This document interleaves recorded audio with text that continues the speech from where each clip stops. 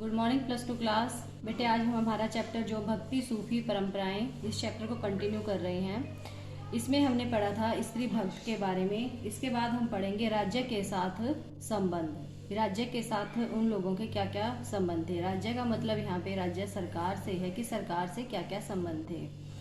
तमिल नक्षत्र में प्रथम सहस्राब्दी में ईस्वी के आरंभ में कई महत्वपूर्ण सरदारियां थी। सरदारियों का मतलब क्या होता है कि कई महत्वपूर्ण लोग जो थे वो अपनी अपनी चलाते थे, अपनी अपनी सरकारें थी उनकी। इसी सहस्राब्दी के उत्तरार्ध में, उत्तरार्ध का मतलब है कि उसके बाद, इस सहस्राब्दी के बाद में राज्य का उद्भव और विकास हुआ, जिसमें पल्लव और पांड्य राज्य शामिल थे।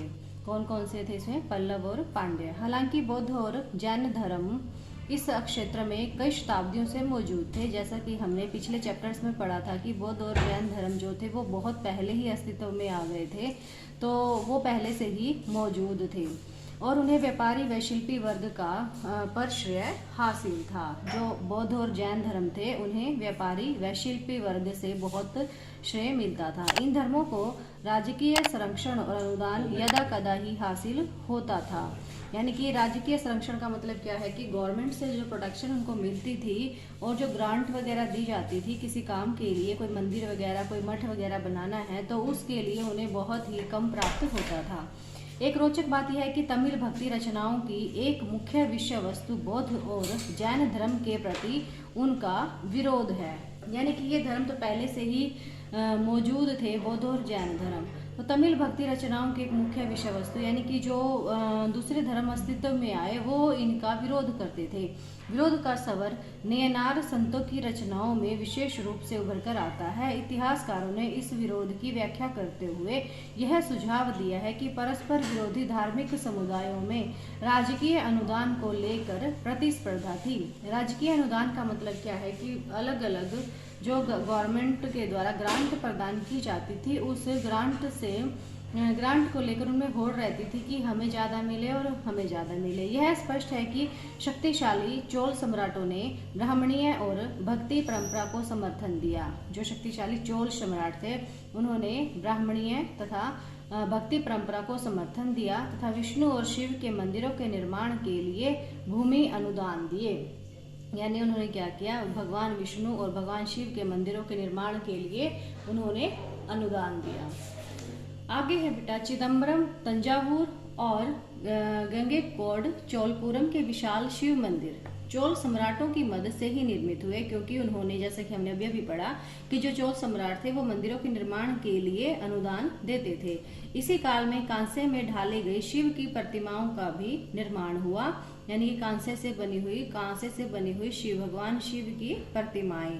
स्पष्ट है कि नयनार संतों का दर्शन शिल्पकारों के लिए प्रेरणा बना, कि नयनार जो थे वो शिल्पकारों के लिए बहुत प्रेरणा के स्रोत बने। नयनार और अलवार संत वे लाल कृषकों द्वारा सम्मानित होते थे। यानी जो ये नयनार और अलवार संत थे किसके द्वारा सम्मानित किए जाते थे? वे लाल के द्वारा। इसलिए आश्चर्य नहीं कि शासकों ने भी उनका समर्थन पाने का प्रयास किया, यानी इनका समर्थन पाने का प्रयास किया वेलाल कृषकों का। उदाहरणतः चोल सम्राटों ने दैवीय समर्थन पाने का दावा किया। चोल सम्राटों ने दैवीय, जैसे कि भगवान का समर्थन पाने का दावा किया और अपनी सत्ता के प्रदर्शन के लिए सुंदर मंदिरों का निर्माण करवाया, जिनमें पत्थर और धातु से बनी मूर्तियां सुसज्जित थी। सुंदर मंदिरों। इस तरह इन लोकप्रिय संत कवियों की परिकल्पना को जो जन भाषाओं में गीत रचते व गाते थे। यानी कि ये संत कवि थे ये जन भाषाओं में गीत रचते थे और गाते थे, मूर्त रूप प्रदान किया। इन सम्राटों ने तमिल भाषा के शैव भजनों का गायन इन मंदिरों में प्रचलित किया। उन्होंने ऐसे भजनों का संकलन एक ग्रंथ के रूप में करने का भी जिम्मा उठाया। ग्रंथ जिसको तवरम कहा जाता था। 945 ईस्वी के एक अभिलेख से पता चलता है कि चोल सम्राट जो थे प्रांतक प्रथम ने संत कवि अपार सबंदर और सुंदर रार की धातु प्रतिमाएं एक शिव मंदिर में स्थापित करवाई। इन मूर्तियों को उत्सव में एक जुलूस में निकाला जाता था, यानी एक जुलूस में इनको प्रदर्शित किया जाता था। कर्नाटक की वीर शैव परंपरा। अब हम कर्नाटक की जो वीर शैव परंपरा है उसके बारे में इसमें पढ़ेंगे। 12वीं शताब्दी में कर्नाटक में एक नवीन आंदोलन का उद्भव हुआ। कब हुआ? 12वीं शताब्दी में एक नवीन आंदोलन शुरू हुआ, जिसका नेतृत्व बासवन्ना नामक एक ब्राह्मण ने किया। बेटे आपको ये याद रखना है बहुत अच्छे से कि जो ये आंदोलन शुरू हुआ था वो किसने शुरू किया था? जिसकी लीडरशिप किसने की थी? बासवन्ना नामक एक ब्राह्मण ने। बासवन्ना कलाचूरी राजा के दरबार में मंत्री थे। किसके? कलाचूरी राजा के दरबार में वो एक मंत्री थे। इनके अनुयायी वीर शैव, शिव के वीर व लिंगायत कहलाए। इनके जो अनुयायी थे, इस नेतृत्व ये बासवन्ना जो थे, इनके जो अनुयायी थे उनको वीर शैव व लिंगायत कहते थे। आज भी लिंगायत समुदाय का इस क्षेत्र में महत्व है। वे शिव की आराधना लिंग के रूप में करते हैं।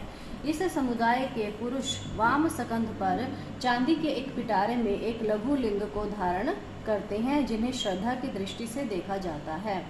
इनमें जंगम अर्थात यायावर भिक्षु शामिल है। इनमें कौन कौन शामिल है? जंगम अर्थात यायावर भिक्षु। लिंगायतों का विश्वास है कि मृत्युपरांत भक्त शिव में लीन हो जाएंगे, यानी कि मरने के बाद जो भक्त है वो शिव में लीन हो जाएंगे तथा इस संसार में पुनः नहीं लौटकर आएंगे। धर्मशास्त्र में बताए गए श्राद्ध संस्कार का वे पालन नहीं करते और अपने मृतकों को विधि पूर्वक दफनाते हैं, यानी कोई श्राद्ध वगैरह वो लोग नहीं करते थे। लिंगायतों ने जाति की अवधारणा और कुछ समुदायों के दूषित होने की ब्राह्मणीय अवधारणा का विरोध किया। पुनर्जन्म के सिद्धांत पर भी उन्होंने प्रश्नवाचक चिन्ह लगाया। पुनर्जन्म यानी कि दोबारा से मृत्युपरांत मृत्यु के बाद जो जन्म होता है उन पर उन्होंने प्रश्नवाचक यानी कि क्वेश्चन उठाए। उन्होंने इन सब कारणों से ब्राह्मणीय सामाजिक व्यवस्था में जिन समुदायों को गौण स्थान मिला था वे लिंगायतों के अनुयायी हो गए। यानी उन्होंने कई क्वेश्चंस उठाए थे, तो गौण का मतलब होता है सेकंड नंबर पर उनको रखा गया। धर्मशास्त्रों में जिन आचारों को अस्वीकार किया गया था, जैसे कि वयस्क विवाह और विधवा पुनर्विवाह, जिन आचारों को स्वीकार नहीं किया गया था तो वो कौन से थे? कि वयस्क विवाह। वयस्क का मतलब आप समझते हो बेटा कि 18 साल से ऊपर की जो आयु हो जाती है उसको वयस्क कहते हैं। और विधवा पुनर्विवाह, विधवाओं का फिर से विवाह। लिंगायतों ने उन्हें मान्यता प्रदान की। वीर शैव परंपरा की व्युत्पत्ति उन वचनों से है जो कन्नड़ भाषा में उन स्त्री पुरुषों द्वारा रचे गए जो इस आंदोलन में शामिल हुए।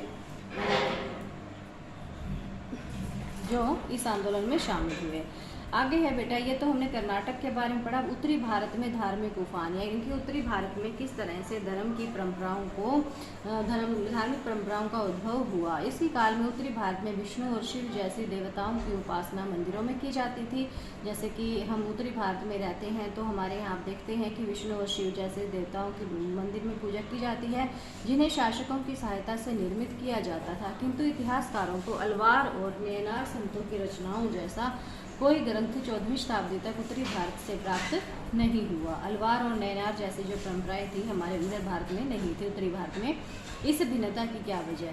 कुछ इतिहासकारों का मत है कि उत्तरी भारत में यह वह काल था जब अनेक राजपूत राज्यों का उद्भव हुआ। यानी हमारे यहाँ पर क्या था? राजपूत राज्यों का उद्भव हुआ।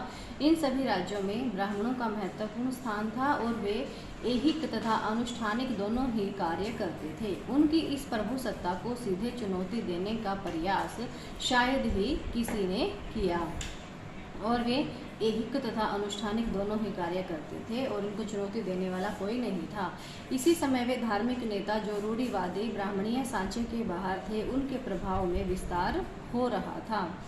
ऐसे नेताओं में नाथ, जोगी और सिद्ध शामिल थे।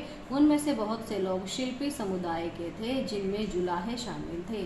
संयोजित दस्तकारी उत्पादन के विकास के साथ उनका महत्व बढ़ रहा था। नगरीय केंद्रों के विस्तार तथा मध्य व पश्चिमी एशिया के साथ व्यापार के प्रसार के साथ ही इन दस्तकारी की वस्तुओं की मांग बढ़ी। नगरीय केंद्रों का विस्तार था मध्य व पश्चिमी एशिया के साथ। जैसे कि आपको पता है कि हमारे भारत में से दूसरे देशों के साथ व्यापार होना शुरू हो गया था। अनेक नवीन धार्मिक नेताओं ने वेदों की सत्ता को चुनौती दी और अपने विचार आम लोगों की भाषा में सामने रखे। वेदों की सत्ता का मतलब क्या है कि वेदों में, वेद पुराण जो है उनमें जो अलग अलग विचार दिए गए थे उन्होंने उनको अपनी सरल भाषा में लोगों के सामने रखा। समय के साथ यह भाषाएं उस रूप में विकसित हुई जिस तरह आज भी प्रयोग में लाई जाती हैं। अपनी लोकप्रियता के बावजूद नवीन धार्मिक नेता विशिष्ट शासक वर्ग का प्रश्रय हासिल करने की स्थिति में नहीं थे। इस स्थिति में एक नवीन तत्व भारत में तुर्कों का आगमन था। यानी नवीन जो नया एलिमेंट, एक नया फैक्टर जो आया वो क्या था? तुर्कों ने हमारे देश में प्रवेश किया, जिसकी पराकाष्ठा दिल्ली सल्तनत की स्थापना में हुई। सल्तनत की स्थापना से राजपूत राज्यों का और उनसे जुड़े ब्राह्मणों का प्रभाव हुआ। इन परिवर्तनों का प्रभाव संस्कृति और धर्म पर भी पड़ा। संस्कृति और धर्म पर पड़ा क्योंकि सभी की अपनी अलग अलग परंपराएं थी। सूफियों का आगमन इन परिवर्तनों का एक महत्वपूर्ण अंग था। यानी सूफी भी भारत में आए जिन्होंने भी बहुत सारे परिवर्तन किए। तो बेटे आज के लिए आपका इतना ही, और इसको बहुत अच्छे से समझेंगे बेटे, क्योंकि वेरी शॉर्ट क्वेश्चंस जो होते हैं आपके वो बीच बीच में से ही आते हैं। ठीक है, थैंक यू।